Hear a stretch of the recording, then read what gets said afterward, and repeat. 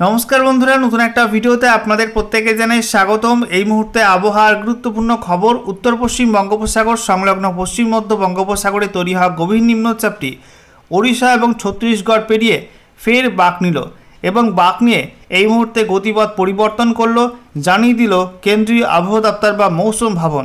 এই মুহূর্তে গভীর নিম্নচাপটি মহারাষ্ট্রের বিদর্ভ এবং সংলগ্ন অঞ্চলে অবস্থান করছে। শীঘ্রই কিন্তু এটা মহারাষ্ট্র হয়ে গুজরাটের দিকে যাওয়ার সম্ভাবনা রয়েছে। এর জেরে ভারতের পশ্চিম উপকূলে একাধিক অঞ্চলে আপাতত জারি করা হয়েছে অত্যাধিক ভারী বৃষ্টিপাতের রেড অ্যালার্ট।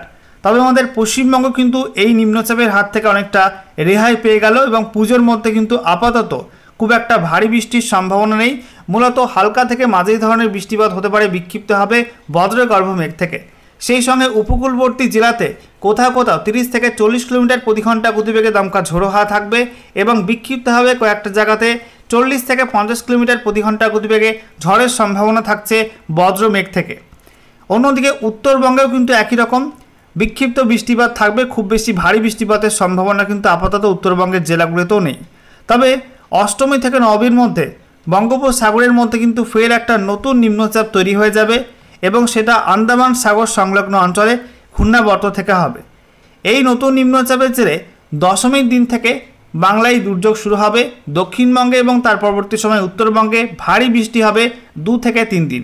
এই ভারী বৃষ্টি শুরু হবে দশমী থেকে এবং সেই বৃষ্টির জেরে কিন্তু দক্ষিণবঙ্গে ফের আবহাওয়ার অবনতি হতে পারে। একই সঙ্গে উপকূলবর্তী জেলাতে ঝড়ের সম্ভাবনা রয়েছে, কারণ নতুন করে যে নিম্নচাপটি তৈরি হবে সেটা কিন্তু অনেকটা পথ পেরিয়ে আসবে বাংলার দিকে এবং তখন শক্তি বাড়িয়ে গভীর নিম্নচাপ কিন্তু হতে পারে। তো আজকের ভিডিওতে আমরা বিস্তারিত আলোচনা করব যে আবহাওয়া দপ্তর থেকে আজকে যে লেটেস্ট বুলেটিন জারি করা হয়েছে সেখানে কি বলা হচ্ছে, একই সঙ্গে লেটেস্ট স্যাটেলাইট ইমেজ কি আপডেট দিচ্ছে, কোন কোন অঞ্চলে বজ্রমেঘ রয়েছে এবং আগামীতে কোন কোন অঞ্চলে বজ্রমেঘ থেকে বৃষ্টির সম্ভাবনা থাকছে, পশ্চিমবঙ্গ এবং তার পার্শ্ববর্তী অঞ্চলের জন্য কী কী ওয়েদার ওয়ার্নিং দেওয়া হয়েছে, সমস্ত কিছু আপনাদেরকে পরপর জানাবো আজকের এই ভিডিওটির মাধ্যমে।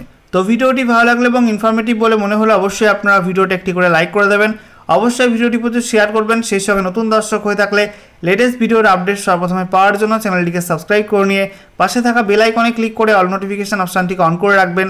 লেটেস্ট আপডেট আপনারা সবার প্রথমে পেয়ে যাবেন।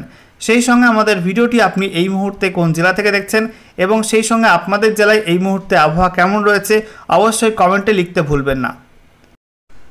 বন্ধুরা, প্রথমেই ম্যাপ থেকে আপনাদেরকে দেখাবো গভীর নিম্নচাপটি কোথায় কোথায় বাঁক নিয়েছে এবং এর গতিপথে কী কী পরিবর্তন আসলো।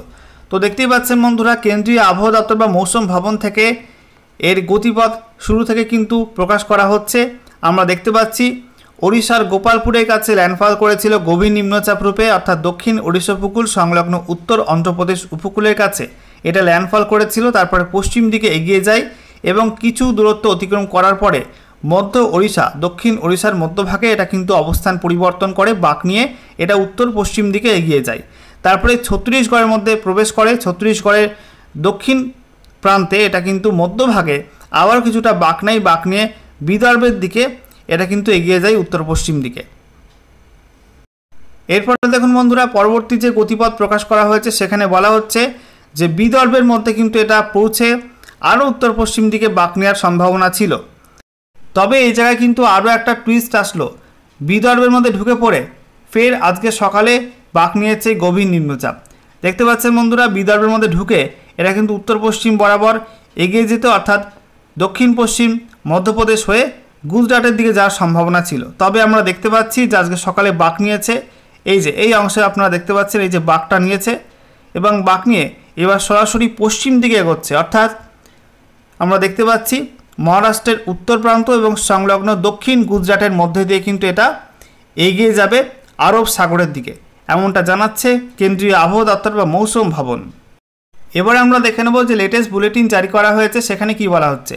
বলা হচ্ছে ডিপ্রেশন বা গভীর নিম্নচাপটি এই মুহূর্তে অবস্থান করছে পূর্ব বিদর্ভ এবং সংলগ্ন অঞ্চলে এবং এটা পশ্চিম দিকে এগোচ্ছে এবং বলা হচ্ছে গত 6 ঘন্টায় এর গতিবেগ ছিল 43 কিলোমিটার প্রতি ঘন্টা। এই গতিবেগ নিয়ে কিন্তু গত 6 ঘন্টায় এগিয়েছে। এরপরে বলা হচ্ছে যে এটা এই মুহূর্তে মহারাষ্ট্রের বিদর্ভের অলকা থেকে 50 কিলোমিটার দক্ষিণ দিকে অবস্থান করছে। একই সঙ্গে মারাঠাওয়াড়ার ঔরঙ্গাবাদ থেকে 180 কিলোমিটার পূর্ব উত্তর পূর্ব দিকে অবস্থান করছে। অন্যদিকে মধ্য মহারাষ্ট্রের নাসিক থেকে 330 কিলোমিটার পূর্ব দিকে অবস্থান করছে। একই সঙ্গে গুজরাটের সুরাট থেকে 450 কিলোমিটার পূর্ব দক্ষিণ পূর্ব দিকে অবস্থান করছে এই ডিপ্রেশন বা গভীর নিম্নচাপ। বলা হচ্ছে এটা আগামীতে মারাঠাওয়াড়া এবং সংলগ্ন মধ্য মহারাষ্ট্রের ওপর দিয়ে আস্তে আস্তে পশ্চিম দিকে এগোবে এবং আগামী 12 ঘন্টার মধ্যে কিন্তু দুর্বল হয়ে well mark low pressure area বা সুস্পষ্ট নিম্নচাপ অঞ্চলে পরিণত হয়ে যাবে। এছাড়া বলা হচ্ছে একটা অক্ষরেখা রয়েছে, অর্থাৎ ট্রাফ রেখা, যেটা ওই যে গভীর নিম্নচাপ রয়েছে পশ্চিম বিদর্ভ এবং সংলগ্ন অঞ্চলে, সেখান থেকে গোয়া পর্যন্ত অক্ষরেখাটি অবস্থান করছে। এটা মারাঠাওয়াড়ার ওপর দিয়ে এবং তারপরে বলা হচ্ছে উত্তর কর্ণাটকের মধ্যবর্তী অংশ হয়ে বিস্তৃত রয়েছে। এটা সমুদ্রপৃষ্ঠ থেকে 3.1 থেকে 4.5 কিলোমিটারের মধ্যে অবস্থান করছে। এছাড়া বলা হচ্ছে একটা আপার এয়ার সাইক্লোনিক সার্কুলেশন নতুন করে কিন্তু তৈরি হবে উত্তর আন্দামান সাগর সংলগ্ন অঞ্চলে আগামী 30 সেপ্টেম্বর অর্থাৎ অষ্টমীর দিন। বলা হচ্ছে এর প্রভাবে 1 অক্টোবর নাগাদ, 1 অক্টোবর 2025 তারিখ নাগাদ বলা হচ্ছে উত্তর বঙ্গোপসাগর এবং সংলগ্ন মধ্য বঙ্গোপসাগরের যে মিলনস্থল রয়েছে সেই জায়গায় একটা নতুন লো প্রেশার এরিয়া বা নতুন নিম্নচাপ অঞ্চল তৈরি হয়ে যাবে। এবার আমরা দেখে নেব নতুন করে কী কী ওয়েদার ওয়ার্নিং জারি করা হলো। বলা হচ্ছে পূর্ব আর মধ্য ভারতের ক্ষেত্রে আগামী দিনগুলিতে হালকা মাঝারি বৃষ্টিপাত থাকবে, বজ্রবিদ্যুৎ সহ, সঙ্গে ঝোড়ো হাওয়া থাকবে। সেই সঙ্গে বলা হচ্ছে দক্ষিণ পশ্চিম মধ্যপ্রদেশ এবং বিদর্ভে আজকে বিক্ষিপ্ত ভারী বৃষ্টির সম্ভাবনা রয়েছে। একই সঙ্গে 2 অক্টোবর এবং 3 অক্টোবর বলা হয়েছে দক্ষিণ পূর্ব মধ্যপ্রদেশ, পশ্চিমবঙ্গ এবং সিকিমে বিক্ষিপ্ত ভারী বৃষ্টির সম্ভাবনা রয়েছে। একই সঙ্গে ছত্তিশগড়ে বলা হচ্ছে 30 সেপ্টেম্বর ওই দিন থেকে 3 অক্টোবর পর্যন্ত বিক্ষিপ্ত ভারী বৃষ্টির সম্ভাবনা। আন্দামান নিকোবর দ্বীপপুঞ্জে 28 সেপ্টেম্বর থেকে 30 সেপ্টেম্বর পর্যন্ত বিক্ষিপ্ত ভারী বৃষ্টির সম্ভাবনা এবং বিহার ও ঝাড়খণ্ডে 2 অক্টোবর এবং 3 অক্টোবর বিক্ষিপ্ত ভারী বৃষ্টি হবে। ওড়িশার মধ্যে 1 অক্টোবর থেকে 3 অক্টোবর পর্যন্ত বিক্ষিপ্ত ভারী বৃষ্টি হবে। সেই সঙ্গে আগামী 7 দিনে পশ্চিমবঙ্গ, বিহার, সিকিম এই অঞ্চলগুলোই ঝোড়ো হাওয়া থাকবে 30 থেকে 50 কিলোমিটার প্রতি ঘন্টা গতিবেগে। একই সঙ্গে বলা হচ্ছে আন্দামান নিকোবর দ্বীপপুঞ্জ, ঝাড়খণ্ড এবং ওড়িশাতে আজ থেকে আগামী 1 অক্টোবর পর্যন্ত 30 থেকে 50 কিলোমিটার প্রতি ঘন্টা গতিবেগে ঝড়ের সম্ভাবনা থাকবে, ঝোড়ো হাওয়া মতো থাকবে বিভিন্ন অঞ্চলে। এদিকে আমরা দেখতে পাচ্ছি উত্তর পূর্ব ভারতে বলা হয়েছে যে বিক্ষিপ্তভাবে ভারী বৃষ্টি হতে পারে আসাম, মেঘালয়ে আজকে এবং তারপরে 30 সেপ্টেম্বর থেকে 3 অক্টোবর ওই সময়টার মধ্যে, এবং বজ্রবিদ্যুৎ সহ বৃষ্টিপাতের সম্ভাবনা কিন্তু রয়েছে। নাগাল্যান্ড, মণিপুর, মিজোরাম, ত্রিপুরার ক্ষেত্রে বলা হচ্ছে আজকে 28 সেপ্টেম্বর থেকে আগামী 3 অক্টোবর পর্যন্ত বিক্ষিপ্ত ভারী বৃষ্টির সম্ভাবনা থাকবে। অরুণাচল প্রদেশে 1 অক্টোবর থেকে 3 অক্টোবর বিক্ষিপ্ত ভারী বৃষ্টির সম্ভাবনা থাকবে। আসাম, মেঘালয় এছাড়া নাগাল্যান্ড, মণিপুর, মিজোরাম, ত্রিপুরাতে 2 এবং 3 অক্টোবর অতি ভারী বৃষ্টির সম্ভাবনা কিন্তু রয়েছে।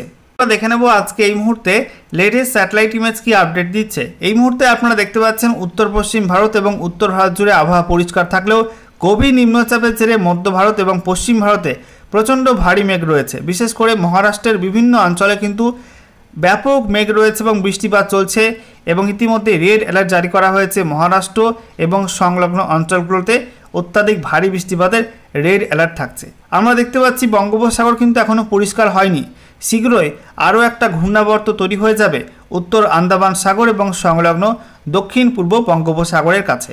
দেখতে পাচ্ছেন মেঘ কিন্তু ছড়িয়ে ছিটিয়ে রয়েছে বঙ্গোপসাগরের মধ্যে। অন্যদিকে আমরা দেখতে পাচ্ছি পশ্চিমবঙ্গের ছবিটা, যেখানে পশ্চিমবঙ্গের দক্ষিণের জেলাগুলোই এই মুহূর্তে মেঘ এবং রোদের খেলা চলছে।